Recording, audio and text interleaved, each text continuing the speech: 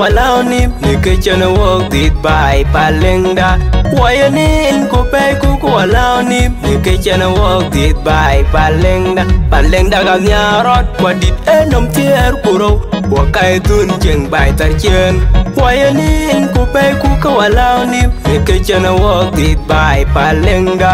wayanin ko pe ku walao ni ke chana wok dit bai palengda ga nyarot kwa dit enom tier kuro wa kai tun jeng bai tar chen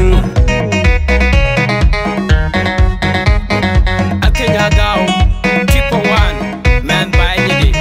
pandani ayo wando wa you godoy tola chol nya abor abu yale ni pande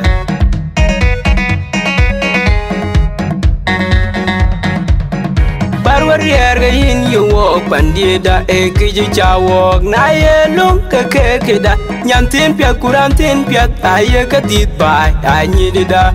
na ye pya ka wo chi war a chi ban ma jere gai a chi dial be go yen go dor ke ya di ya ben yen ni wayanin ku pe ku walao ni ne ke chana wok dit bai palengda wayanin ku pe ku walao ni ne ke chana wok dit bai palengda ga nyarot kwa dit enom tier kuro wa kai tun jeng bai tar chen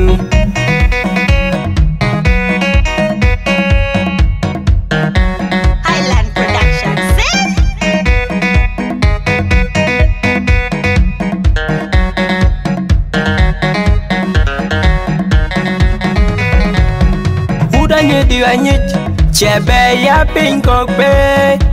ke di ma nyi di ga nyonum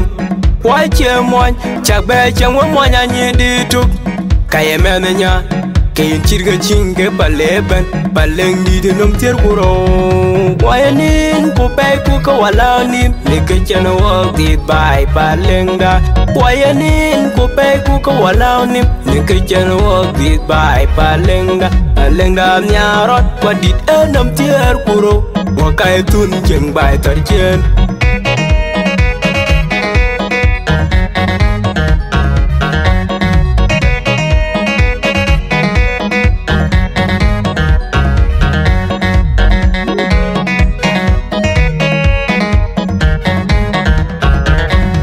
wayanin ku pe ku walao ni ke chana wok dit bai palengda wayanin ku pe ku walao ni ke chana wok dit bai palengda ga nyarot kwa dit enom tier kuro wa kai tun jeng bai tar chen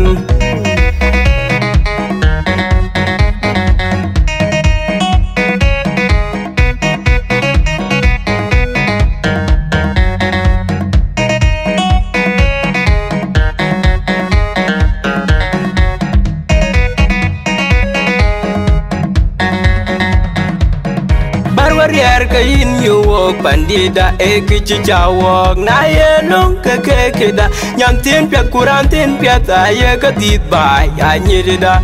na ye pya ka wo chi war a chi ban ma jere gai a chi dial be go yen go dor ke ya di ya ben yen ni wayanin ku pe ku walao ni ke chana wok dit bai palengda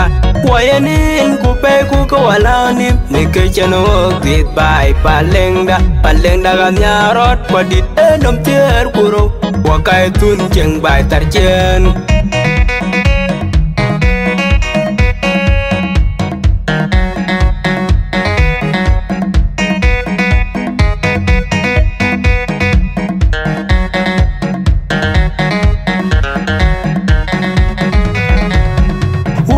di anyit